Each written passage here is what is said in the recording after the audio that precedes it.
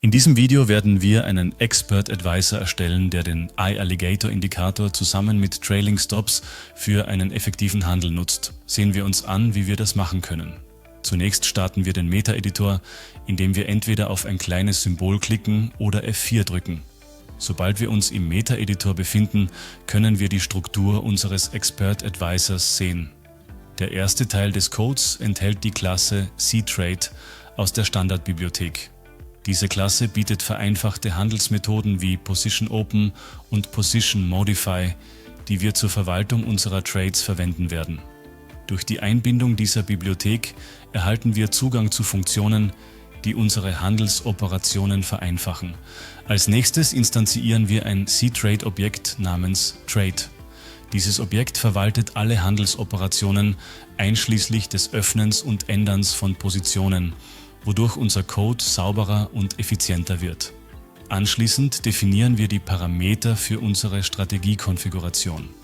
Diese Parameter sind in den Eigenschaften des Expert Advisors einstellbar und ermöglichen es uns, unsere Handelsstrategie anzupassen. Der Parameter Lookback Bars legt den historischen Bereich für Höchst- und Tiefststände fest, der zwischen 1 und 1000 Kerzen eingestellt werden kann. Der Parameter Min-Candlesback legt das Mindestalter für ein gültiges Hoch oder Tief fest, wobei die Spanne von 5 bis 50 Kerzen reicht. Der Parameter Trailing Offset bietet eine Sicherheitsspanne für den Trailing Stop, die in Punkten gemessen wird und zwischen 1 und 20 eingestellt werden kann. Wir konfigurieren auch die Parameter des Alligator-Indikators, einschließlich der Perioden und Verschiebungen für die Kiefer, Zähne und Lippen des Indikators. Der Parameter Alligator MA Method bestimmt die für den Alligator verwendete Methode des gleitenden Durchschnitts, während der Parameter Alligator Applied Price den Preistyp angibt, der für die Berechnungen des Indikators verwendet wird. Weiter geht es mit der Deklaration von globalen Variablen und Handles, die den Zustand zwischen den Ticks speichern und die Indikatordaten enthalten. Wir erstellen eine Integer-Variable, die das Handle für den Alligator-Indikator enthält, sowie Arrays für die Puffer, für die Kiefer, die Zähne und die Lippen. Zusätzlich definieren wir ein Array für die OHLC-Kursdaten, die für unsere Berechnungen verwendet werden. Die Funktion OnInit wird einmal beim Start des Expert Advisors zur Einrichtung des Indikators ausgeführt.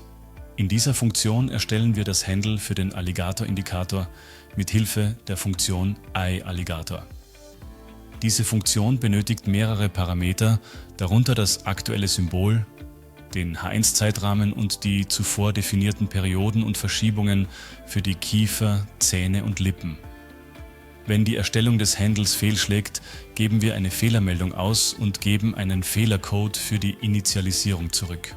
Anschließend konfigurieren wir die Arrays als Zeitreihen und stellen sicher, dass die neuesten Daten bei Index 0 liegen. Dies ist entscheidend für die korrekte Interpretation der Indikatorwerte und Kursdaten. Als nächstes definieren wir die Funktionen zum Eröffnen von Kauf- und Verkaufspositionen. Die Funktion OpenBuy-Position ruft den aktuellen Ask-Preis ab und ruft die Methode Position Open aus dem Trade-Objekt auf. Diese Methode nimmt mehrere Parameter entgegen, darunter das Finanzinstrument, die Auftragsart für eine Kaufposition, die Positionsgröße in Standard-Lots, den Einstiegskurs und Kommentare für die Position. In diesem Fall eröffnen wir eine Position von 0,10 Lots, was 10 Mikrolots entspricht. In ähnlicher Weise ruft die Funktion OpenSell-Position den aktuellen Bidpreis ab und eröffnet eine Verkaufsposition mit der gleichen Position Open-Methode. Auch hier legen wir eine Positionsgröße von 0,10 Lots fest, ohne dass ein Stop-Loss oder Take-Profit gesetzt wird. Die Funktion OnTick wird bei jedem Tick ausgeführt und enthält die Kernlogik der Strategie.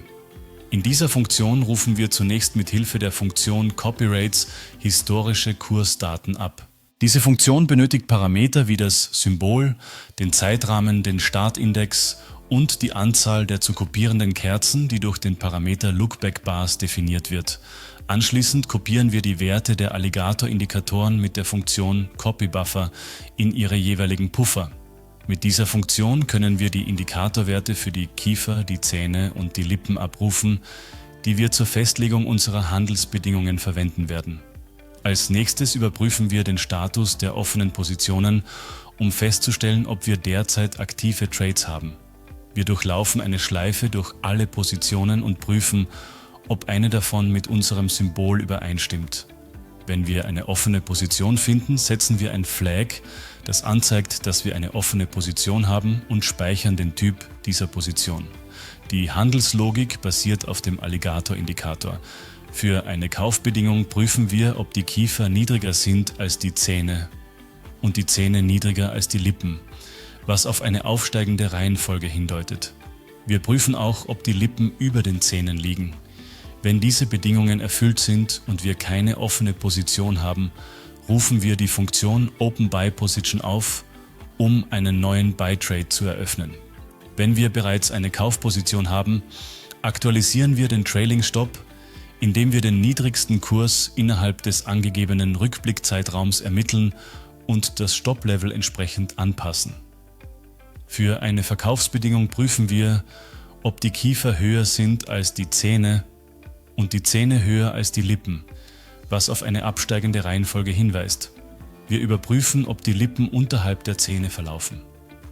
Wenn diese Bedingungen erfüllt sind und wir keine offene Position haben, rufen wir die Funktion Open Sell Position auf, um eine neue Verkaufsposition zu eröffnen. Wenn wir bereits eine Verkaufsposition haben, aktualisieren wir den Trailing Stop, indem wir den höchsten Preis innerhalb des angegebenen Rückblickzeitraums ermitteln und das Stop-Level entsprechend anpassen. Die Funktion Process Trailing Stop ist für die Verwaltung der Trailing Stops sowohl für Kauf- als auch für Verkaufspositionen zuständig. Sie durchläuft alle Positionen in einer Schleife und prüft, ob sie unseren Kriterien in Bezug auf das Symbol und die Richtung entsprechen. Wenn es sich bei der Position um eine Kaufposition handelt, ändern wir den Stop-Loss nur, wenn das neue Stop-Niveau höher ist als der aktuelle Stop oder wenn kein Stop existiert. Bei Verkaufspositionen ändern wir den Stop-Loss nur, wenn das neue Stop-Level niedriger ist als der aktuelle Stop oder wenn kein Stop vorhanden ist. Schließlich drücken wir F7, um den Code zu kompilieren. Wenn Ihnen das zu schnell ging oder wenn Sie nicht verstehen, was der ganze Code macht, sollten Sie sich den Premium-Kurs auf unserer Website ansehen oder zuerst eines der Grundlagenvideos anschauen. Sobald wir den Code erfolgreich kompiliert haben, kehren wir zu MetaTrader zurück, indem wir F4 drücken oder auf das Symbol klicken. In MetaTrader drücken wir die Tasten STRG und R, um den Strategietester zu starten. Wir wählen den Expert Advisor, den wir gerade erstellt haben, aktivieren den visuellen Modus und starten einen Strategietest. Wir sollten den Expert Advisor auf dem Chart sehen. Wenn Sie bereits Premium-Kursmitglied sind und eine Idee für ein Video wie dieses haben, können Sie uns gerne eine E-Mail mit Ihren Vorschlägen schicken. Zusammenfassend lässt sich sagen, dass wir gelernt haben, wie man einen Expert Advisor erstellt, der den E-Alligator-Indikator verwendet und Trailing Stops implementiert. Mit nur ein paar Zeilen MQL-Code haben wir eine funktionierende Handelsstrategie programmiert, die in der MetaTrader-Umgebung getestet werden kann. Vielen Dank fürs Zuschauen und wir sehen uns im nächsten Video wieder.